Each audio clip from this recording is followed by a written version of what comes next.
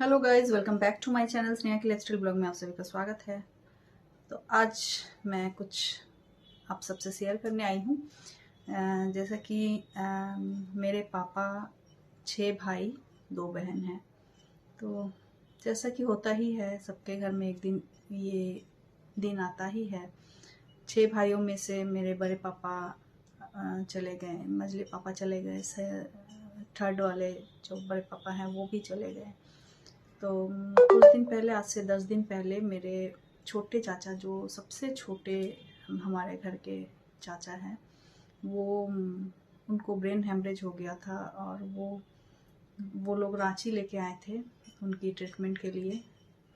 रांची के genetic hospital में admit किया गया था उन्हें। वो आईसीयू में थे और चाचा के एक ही बेटा है और वो लेके आया था और चाची मेरे घर में रह रही थी। हॉस्पिटल घर मेरे घर रांची में मेरा ही घर है, तो मेरे घर में आके रह रही थी और हॉस्पिटल घर ऐसे ही करके रहती थी। और चाची के भाई, मतलब मामा, भी आए थे कोलकाता से मिलने देखने। तो 4 तारीख से ही एडमिट थे, उनको ब्रेन हेमरेज हो गया था। तो 2 दिन पहले चाचा नहीं रहे। हमें अचानक भाई खबर दिया कि चाची को घर भेज रहे हैं, अभी मत बताना, पापा नहीं रहे। तो सुन के तो मेरा ही बहुत हालत ख़राब हो गया था, क्योंकि हम लोग जॉइंट फैमिली में रहते थे। तो चाचा हो, बड़े पापा हो और अपने पापा हो, सब एक ही जैसे थे, अपने पापा जैसे ही थे। बहुत सारे यादें जुड़े हुए हैं उन लोगों के साथ। तो उन सुनने के बाद तो मेरा खुद का ही हालत बहुत ख़राब था। फिर भाई बोला कि दोपहर 1 बजे वो जैसे कि डेथ किए थे, लेकिन चाची को अभी बोलने मना किए थे, क्योंकि उनको जमशेदपुर लेके जाना था। और चाची बहुत ज़्यादा नर्वस थी, रो रही थी। मतलब वो इमेजिन भी नहीं कर पा रही थी कि चाचा नहीं रहेंगे तो क्या होगा, नहीं होगा या फिर कुछ। वो चाहती थी कि चाचा ठीक हो जाए, जैसे कि सभी चाहते हैं। तो उस दिन हम लोग चाची को नहीं बताए, क्योंकि प्रोसेसिंग सब करते करते बहुत लेट हो जाता। फिर उनको जमशेदपुर ले जाना, फिर सब कुछ काम, तो इतना टाइम हम लोग, ऊपर से मैं रांची में अकेले, मैं खुद इतना नर्वस हो रही थी कि मैं नहीं संभाल पाती। तो उस दिन हम नहीं बताए। चाची 2-3 बजे करीब मेरे घर आई। चाची को समझ में आ ही गया, तो मेरे से बार बार पूछ रही थी कि कुछ हुआ है, तुम बताओ, मेरा कसम है, बहुत कुछ बताओ। रो रही है, भगवान को बुला रही है।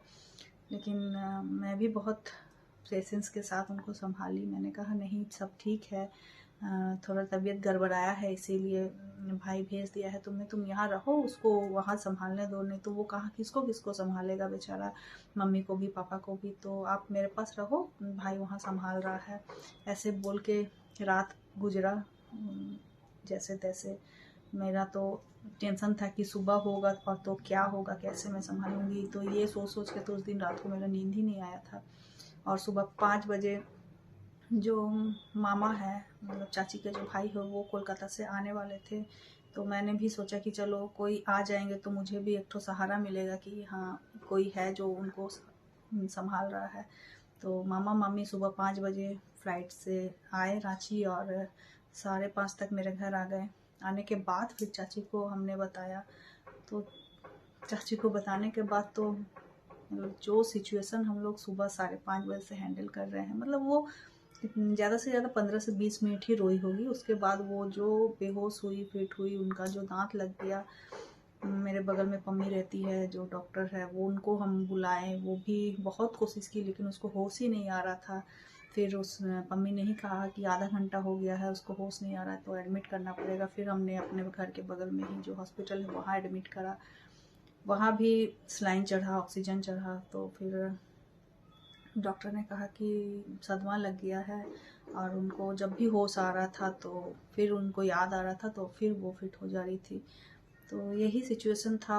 हम लोग तो सोचे थे कि सुबह 6 बजे तक हम लोग निकल जाएंगे जमशेदपुर, क्योंकि भाई रात 10-11 बजे करीब ही एम्बुलेंस से जमशेदपुर लेके चले गए थे और टीएमएच में रखे हुए थे चाचा को, कि सुबह को ही सब काम करेंगे, चाची आएगी, माँ आएगी, तब ही काम होगा।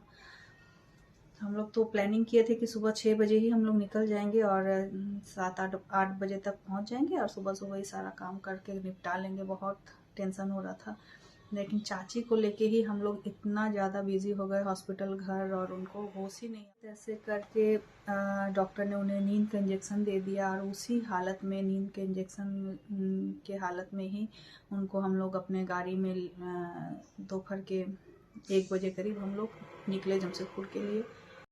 तो जमशेदपुर के लिए हम लोग फिर निकल गए। मामा मामी थे और मैं और मेरे हस्बैंड। घर पे तो दादा दादी है, इसलिए दोनों बच्चों को मैं घर पे ही रख के आ गई। और ये देखिए चाची का हालत, ये होश में ही नहीं है, इनको डोज दिया गया है इंजेक्शन नींद का। तो यही था, हम लोग सब मिलके अब ले जा रहे हैं। अब वहाँ जाने के बाद ही पता चलेगा कि क्या करें क्या नहीं करें। बहुत ही टेंशन में, गाड़ी में हम लोग जब जा रहे थे बहुत ही ज़्यादा टेंशन में थे कि चाची को होश आएगा तो क्या होगा, वो कैसे हैंडल करेगी, कैसे उस सिचुएशन को वो संभालेगी, हम लोग कैसे चाची को संभालेंगे, वो चाचा को देखने के बाद वो क्या करेगी, यही सब माथा में घूम रहा था। बिल्कुल समझ में नहीं आ रहा था कि कैसे फेस करेंगे, कैसे देखेंगे चाचा को उस हालत में। बहुत ही कठिन समय था ये हमारे लिए। जैसे जैसे जमशेदपुर में हम लोग एंट्री किए और घर के नज़दीक जा रहे थे, वैसे वैसे टेंशन, हार्ट बीट बढ़ते जा रहा था। और डॉक्टर ने भी नींद का जो डोज़ बहुत हाई दे दिया था, तो उनको भी जगाना बहुत ज़रूरी भी था, क्योंकि लास्ट टाइम चाचा को वो नहीं देखेगी। तो देखिए ये बंगाल क्लब है, यहाँ पर मेरे चाचा चाची का रिसेप्शन हुआ था, मुझे याद है। तो ये जगह मैंने देखा तो मुझे याद आ गया वो दिन, मैंने अपने चाचा चाची का शादी देखा है। तो बंगाल क्लब में ही चाचा चाची का रिसेप्शन हुआ था, वो दिन भी बहुत याद आ रहा था। यहाँ पर हम लोग स्कूल जाते थे, तो यहीं से हम लोग स्कूल जाते थे। तो जमशेदपुर में आने के बाद यही सब हर चीज़ याद आते गया। हर एक मेमोरी, हर एक चीज़, बचपन से लेके बड़े हुए हैं हम यहाँ पर, एक एक कोना, एक एक जगह में एक एक याद है, मेमोरी है, यादगार है सारा।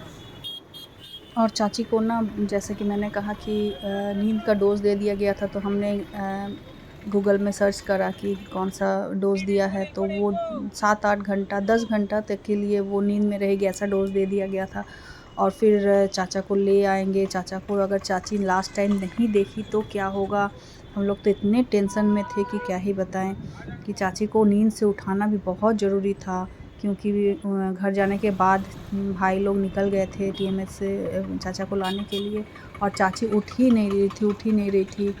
तो फिर मैंने फ़ोन पे पम्मी से पूछा कि क्या करें, इसका कुछ एंटीडोज़ है कि क्या करें। तो पम्मी ने बताया कि एंटीडोज़ तो है, लेकिन डॉक्टर के कंसर्ट के बिना नहीं देना है। तो एक काम करो, तुम लोग नींबू का रस या फिर इमली कुछ उनको पिलाते रहो, तो शायद उनको नींद टूट जाए।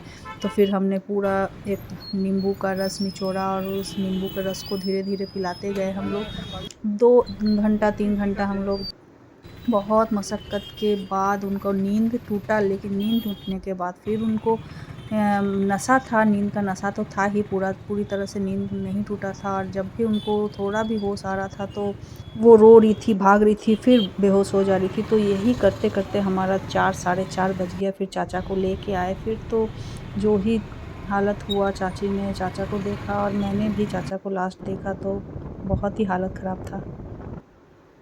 तो हम लोग तो टाइमली ही पहुंच ही गए थे जमशेदपुर, लेकिन चाची तो बेहोश ही थी।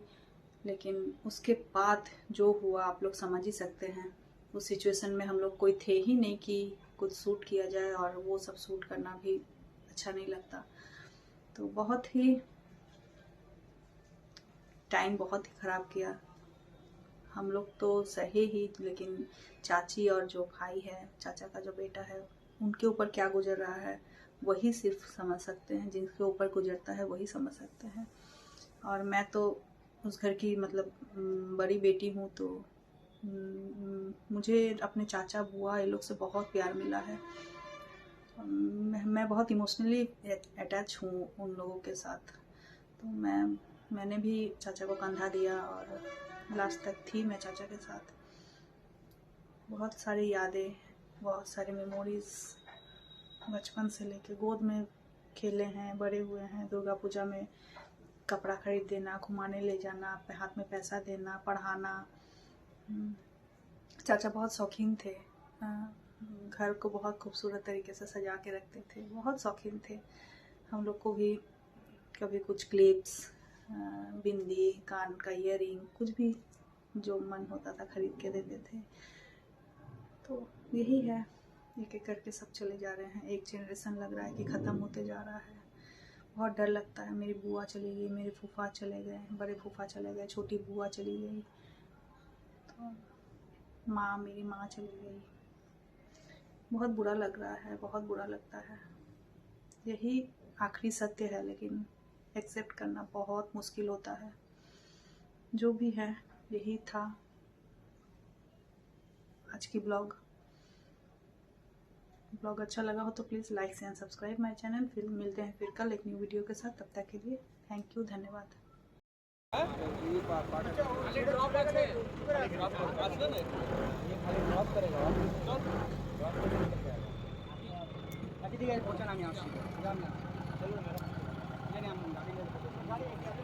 गाड़ी नहीं आती, गाड़ी